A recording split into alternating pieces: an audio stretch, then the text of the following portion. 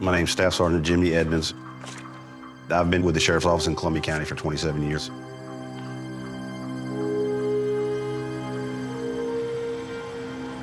Nine o'clock in the morning, we received a 911 call, and the day took a turn from there. She had been beaten really all over. It's obvious she had been fighting because she had defensive wounds as well. Could you imagine being struck with a claw hammer and then be beat with a baseball bat? You know, it's close to torture. Kay had a very faint heartbeat, so she was immediately rushed straight to the hospital to see if they could save her life. Was this random? Who's gonna be next? There was, for sure, a sense of fear. We go over to the house next door. We see that the same ransacking inside the house, things strewn about, drawers pulled open. We definitely were afraid we were gonna find another body or somebody that was severely injured. But luckily enough, they weren't home. When I'm checking the backyard and I go to the back door, I find a small drop of blood on the back door. That told me that whoever did the burglary and the beating of Kay left there, went next door and committed another burglary. It didn't make sense to me. If you just committed a burglary and you beat someone so bad, why are you gonna go next door and do another burglary? You're not. You're gonna get out of that neighborhood as quick as possible to try to get away. Kay and David Parsons lived at 229 Hot Springs Drive. They were a loving family. The Sears family lived at 227 Hot Springs, which was next door. It was Becky Sears and her husband, Tony.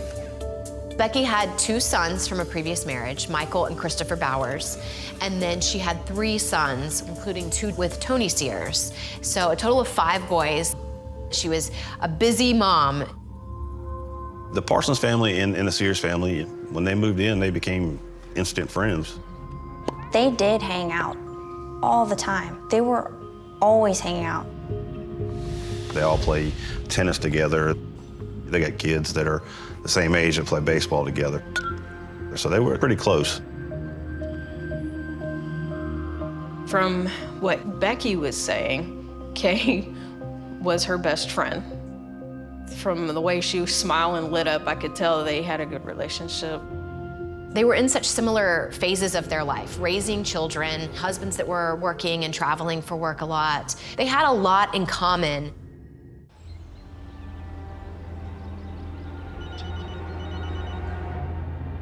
Becky gets the phone call that there's been a break-in at her home and that Kay's been attacked.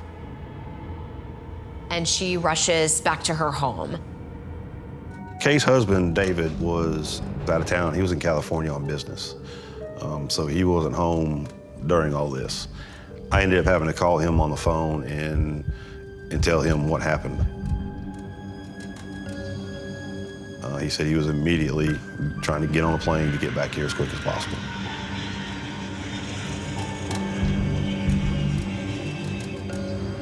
I decided to go down to the hospital to check on Kay because I didn't know if she was alive or dead at that time.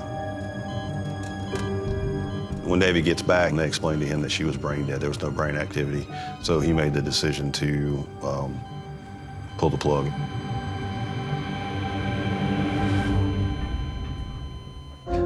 Then I get a phone call, and it just turns my investigation 180 degrees.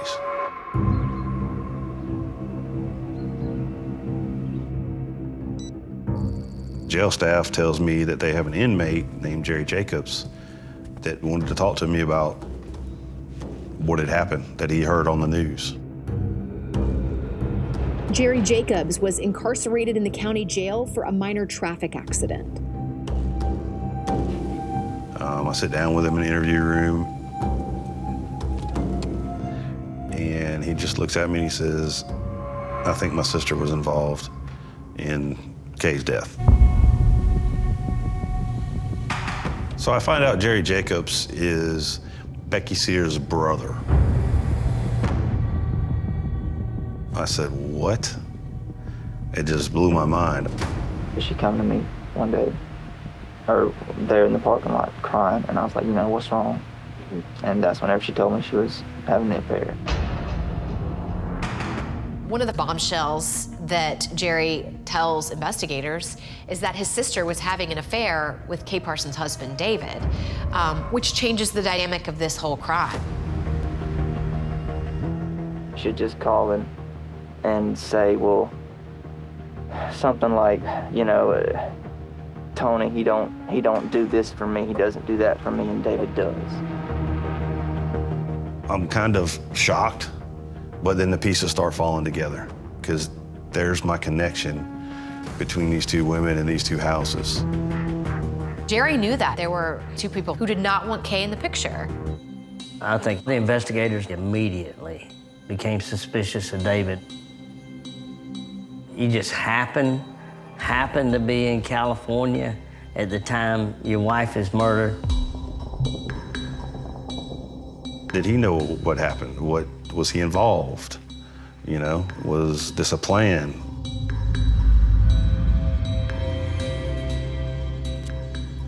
It's an interview with Mr. David Parsons. Today's date is March 27th, 2009. First thing I asked him is, tell me about the affair between you and Becky Sears. And he just drops his head. Summer of last year, we all started hanging out, playing tennis and stuff like that. That one day, she said, you know why I suck so bad at tennis is because you distract me out there. You know, kind of, you know, a little flirt thing going on. Then it started going into phone calls and text messages. Then they started meeting up. They started meeting up to have sex. They would have sex in each other's house when their spouses were away. So this has been going on for a while. Rebecca was obsessed with David Parsons. They had a passionate relationship. I mean, I think Becky was really hopeful that somehow, you know, she could be with David full time. At some point, she decided that she wanted to tell her husband about the affair. And so David realized, like, she had crossed a line. And he ended the affair. And he said Becky didn't take it very well. It was February 18th. I had another phone that she had gotten, and I gave her the phone back and said, you know, I'm stopping this. I then explained to him I had his phone records. And I said, I know you talked to Becky the night before that this all happened. And he looked at me, he said, well, yes, I did talk to her. Tuesday night, we had a long conversation. About? Nothing in particular, like, we just talked for a little while about what was going on, and then we got involved in, you know, phone sex over the phone. You know, this wasn't an affair that was long gone, that was over and done with. This was something that was happening up until the day of the murder. He's very forthcoming. He's giving me intimate details, stuff that is very embarrassing, you know, to him. So I feel like he's telling me most of the truth. I have nothing to say that he was involved. And I don't believe he would do anything to hurt his son, Derek. And I don't think he would want to take his mother away from Derek.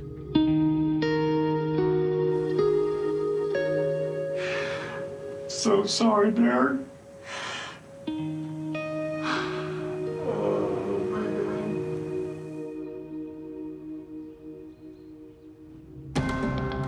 I'm still thinking about Michael Bowers, Becky's son.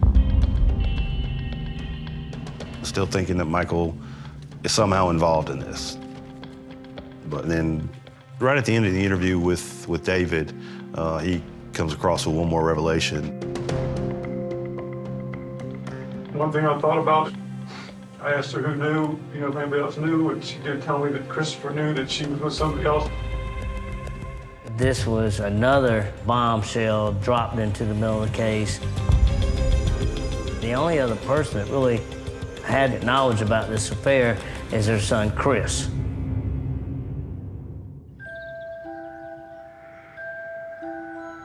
Christopher's, a very loyal son. Becky was confiding in him a lot about the affair, about troubles in her marriage. She was very candid with him. Becky Sears' brother, Jerry, knew that if there was a son that was sympathetic to his mother, it would be Christopher. But she would call Christopher almost every night and cry and tell him stuff. And he would get off the phone. And I'm like, is that your mom?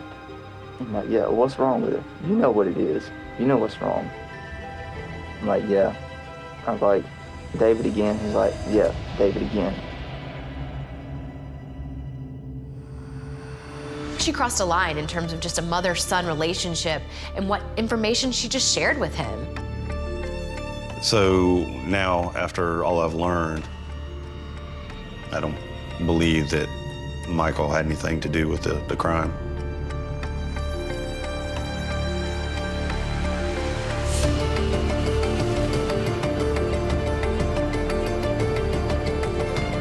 And I realized I'd been focusing on the wrong son. Now, Christopher is becoming the #1 person of interest in my investigation.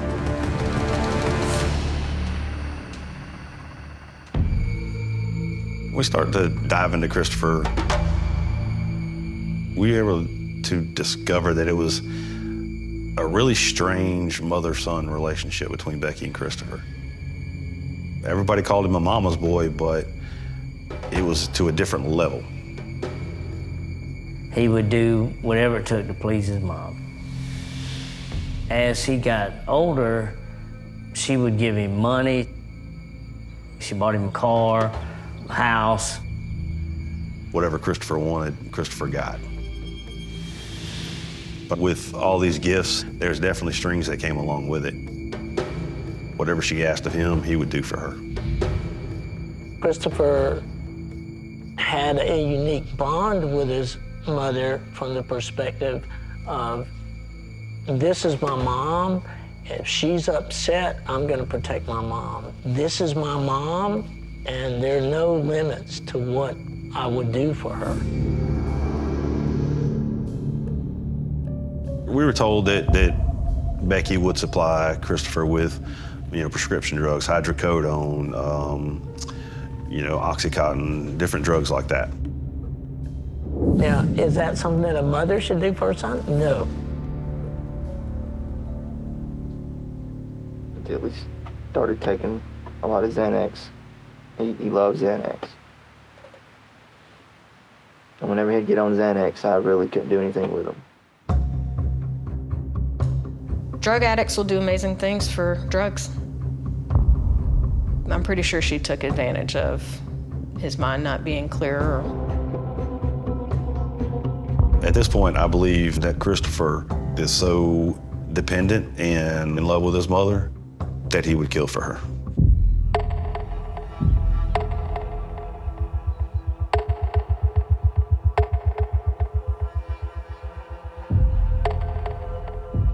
When they brought them in for questioning, You got any idea on Chris? okay. They really didn't get very far with Christopher. They started talking to him, they basically say, hey, you're lying to me. Everything's not happening the way you said it happened, so I want you to really think long and hard. And basically, he just called me a liar.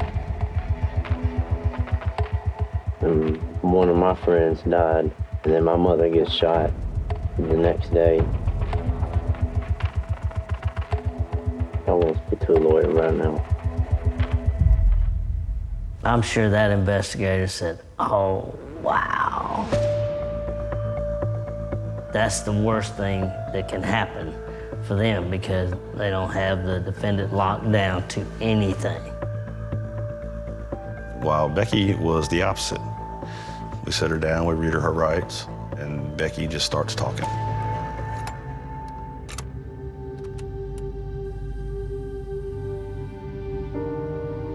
I messed up because I made Christopher think that I wanted him to do something that was horrible when I didn't want him to hurt anybody, and I made him think that I did. and he was convinced that he was helping me.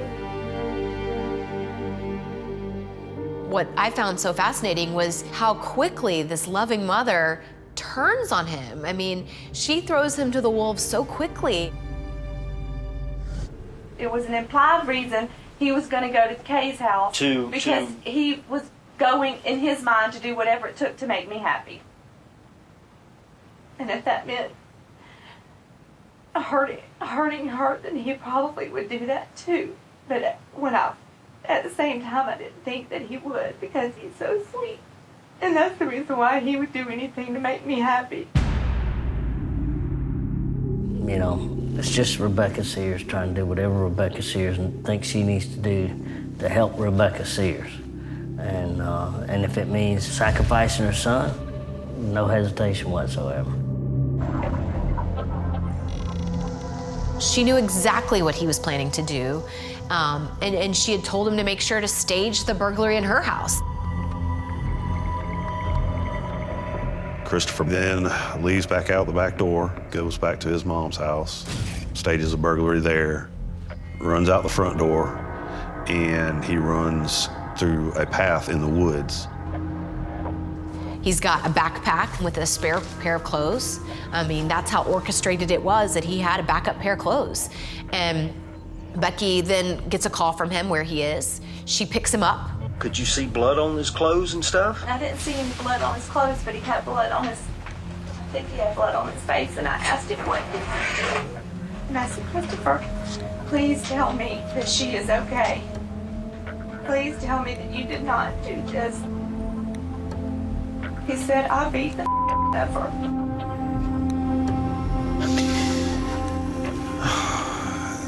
That was one of the most narcissistic women I've ever seen.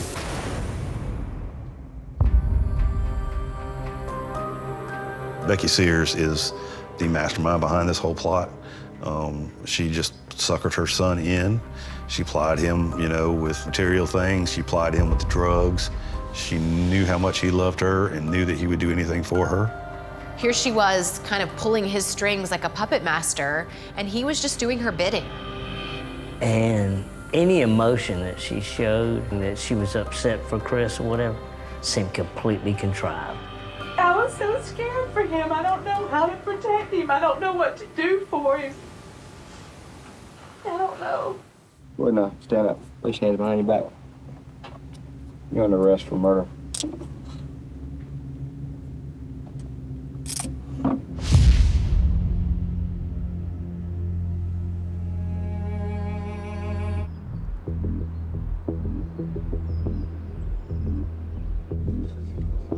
When the district attorney decided to make this a death penalty case, Becky and Christopher became two separate defendants in two separate trials. It's gonna be, you know, mother against son.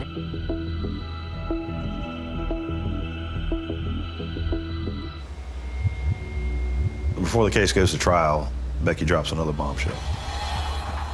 She has her attorney contact the district attorney and tells him that she knows where the bloody clothes are, the jewelry that was taken during the burglaries.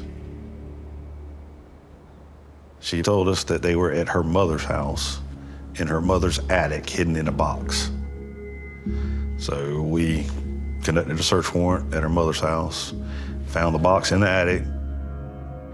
It had everything. It had all the blood stains from the victim. It would have Christopher's DNA all in it. By turning over all the box of clothes and all the final evidence that completed everything they needed to nail Christopher. And in exchange for that, they took the death penalty off the table for her.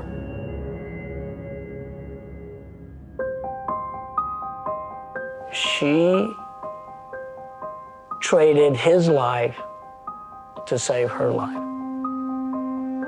The relationship between the mother and the son is upside down.